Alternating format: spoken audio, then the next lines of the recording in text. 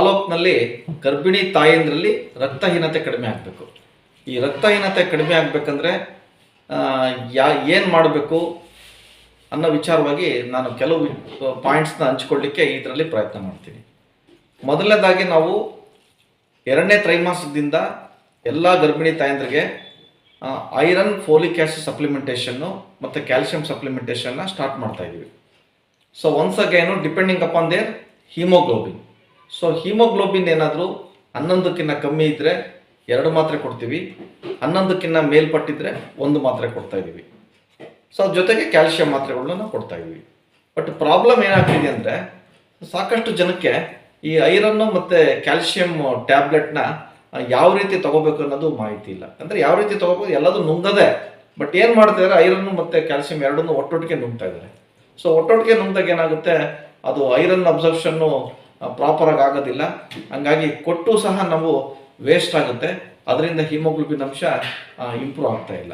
So ಇದ್ರ ಬಗ್ಗೆ ಎಲ್ಲ ನಮ್ಮ PHCOs ಮತ್ತು ಹೆಲ್ತ್ ಡಿಪಾರ್ಟ್ಮೆಂಟ್ನವರು ಭಾಳಷ್ಟು IEC ಮಾಡಬೇಕಾಗಿದೆ ರಿಗಾರ್ಡಿಂಗ್ ಯಾವುದು ಈ ಒಂದು ಕ್ಯಾಲ್ಸಿಯಂ ಮತ್ತು ಐರನ್ ಟ್ಯಾಬ್ಲೆಟ್ಸು ಯಾವುದೇ ಕಾರಣಕ್ಕೂ ಒಟ್ಟೊಟ್ಟಿಗೆ ತೊಗೋಬಾರ್ದು. ಐರನ್ ಬೆಳಗ್ಗೆ ತೊಗೊಂಡ್ರೆ ಕ್ಯಾಲ್ಸಿಯಂ ರಾತ್ರಿ ತೊಗೋಬೇಕು, ಅಥವಾ ಕ್ಯಾಲ್ಸಿಯಂ ಬೆಳಗ್ಗೆ ತೊಗೊಂಡ್ರೆ ಐರನ್ ಟ್ಯಾಬ್ಲೆಟ್ಸ್ನ ರಾತ್ರಿ ತೊಗೋಬೇಕು. ಇದು 1ನೇ ಪಾಯಿಂಟು. 2ನೇ ಪಾಯಿಂಟು ಏನಾಗಿದೆ, poor compliance of the patient. ಅಂದರೆ ರೋಗಿ ಈ ಒಂದು ಕಾಯಿಲೆಗೆ ಅನುಸರಣೆ ಮಾಡ್ತಿಲ್ಲ. ಯಾವ ರೀತಿ ಅನುಸರಣೆ ಮಾಡಬೇಕು, ಒಂದು ಡಾಕ್ಟ್ರು ಹೇಳಿದ ರೀತಿ ಟ್ಯಾಬ್ಲೆಟ್ಸ್ನ ತೊಗೋಬೇಕು.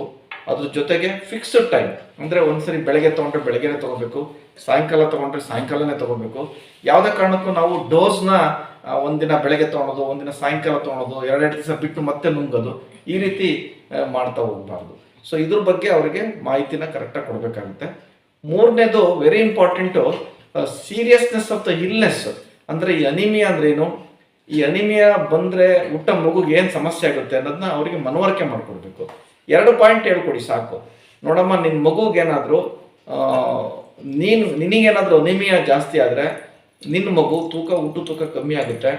ಹುಟ್ಟು ತೂಕ ಕಮ್ಮಿ ಆದರೆ ಮಗುಗೆ ಮುಂದಿನ ದಿನಗಳಲ್ಲಿ NICU ಅಡ್ಮಿಷನ್ ಆಗ್ಬೋದು, ಮಗುಗೆ ಸಾಕಷ್ಟು ಸೋಂಕು ಆಗ್ಬೋದು ಅನ್ನೋದು ಒಂದು ಹೇಳ್ಕೊಡಿ. ಎರಡನೇದು ಅವಧಿಗೆ ಮುನ್ನ ಜನನ, ಅಂದರೆ ಪ್ರೀಟರ್ಮ್ ಬರ್ತ್. 9 ತಿಂಗಳು ತನಕ ಮಗು ಗರ್ಭದಲ್ಲಿರಲ್ಲ, 9 ತಿಂಗಳು ಮುಂಚೆನೇ ಡೆಲಿವರಿ ಆಗುತ್ತೆ.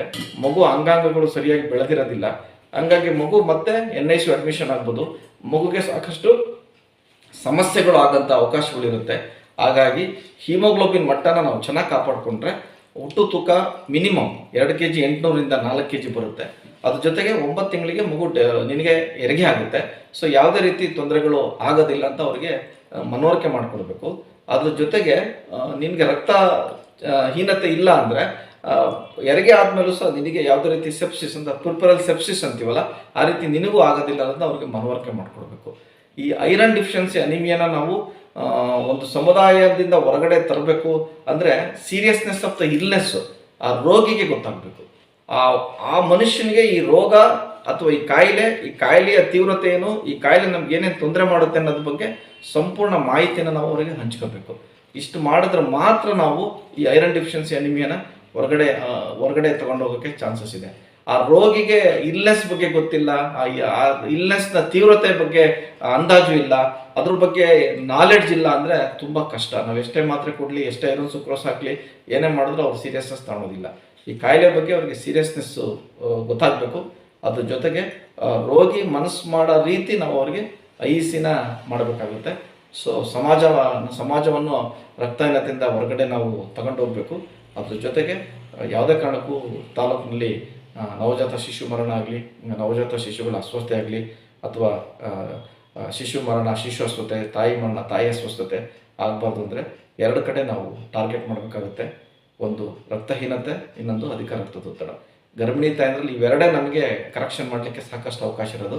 ಈ ಒಂದು ಕರೆಕ್ಷನ್ ಮಾಡೋ ಅವಕಾಶನ ಇಲಾಖೆ ಎಲ್ಲರೂ ಸದುಪಯೋಗ ಪಡಿಸ್ಕೊಂಡು ಈ ನಿಟ್ಟಿನಲ್ಲಿ ನಡೀಬೇಕು.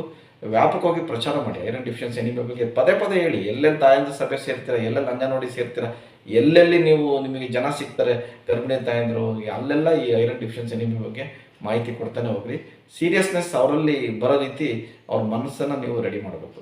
ಇಷ್ಟು ಮಾಡಿದ್ರೆ ಮುಂದಿನ ದಿನಗಳಲ್ಲಿ ಯಾವುದೇ ಕಾರಣಕ್ಕೂ IMR, NMR, MMR ಇವು ಯಾವಾಗಲ್ಲ, ಎಲ್ಲರೂ ಚೆನ್ನಾಗಿರ್ತಾರೆ. ಅವ್ರು ಖುಷಿಯಾಗಿದ್ರೆ ನಾವು ಖುಷಿಯಾಗಿರ್ತೀವಿ, ನಾವು ಖುಷಿಯಾಗಿರುತ್ತೆ, ಸಮಾಜ ಖುಷಿಯಾಗಿರುತ್ತೆ. ಎಲ್ಲರೂ ಖುಷಿಯಾಗಿದ್ದರೆ ನಮಗೂ ಒಂದು ಆತ್ಮತೃಪ್ತಿ ಈ ಒಂದು ಸಂದರ್ಭದಲ್ಲಿ ಎಲ್ಲರಿಗೂ ಸಿಗುತ್ತೆ.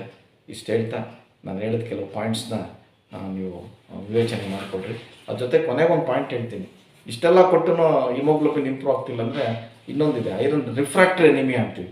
ಅಂದರೆ ಐರನ್ ಡಿಫಿಷಿಯನ್ಸಿ ಎನಿಮಿಯಾ, ಕೊರತೆ. ರಿಫ್ರಾಕ್ಟರಿ ಅಂದರೆ ಐರನ್ ಕೊಟ್ಟರು ಅದಕ್ಕೆ ಕೆಲಸ ಮಾಡಲ್ಲ. ಅದಕ್ಕೆ ಕೆಲವಾದ ಜೀನ್ಸ್ ಪ್ರಾಬ್ಲಮ್ಸು ಅಥವಾ ಎನ್ಸೈಮ್ ಪ್ರಾಬ್ಲಮ್ಸು, ಎಪ್ಸೈಡಿನ್ ಪ್ರಾಬ್ಲಮ್ಸ್ ಏನೋ ಕೆಲವಿದೆ. ಅಂಥ ವಿಚಾರ ಇದ್ದಾಗ ವೈದ್ಯರ ಹತ್ರ ಕರ್ಕೊಂಡೋಗಿ ತೋರಿಸಿ ಅವರು ಅದಕ್ಕೇನು ಚಿಕಿತ್ಸೆ ಕೊಡಬೇಕು ಅದನ್ನು ಕೊಟ್ಟು ರೆಡಿ ಮಾಡ್ತಾರೆ. ಇಷ್ಟು ಹೇಳ್ತಾ ಹೊಸದುರ್ಗ ತಾಲೂಕನ್ನ ರಕ್ತಹೀನತೆಯಿಂದ ಮುಕ್ತ ಮಾಡೋಣ ಅಂತ ಹೇಳ್ತಾ ಈ ಸಂದರ್ಭದಲ್ಲಿ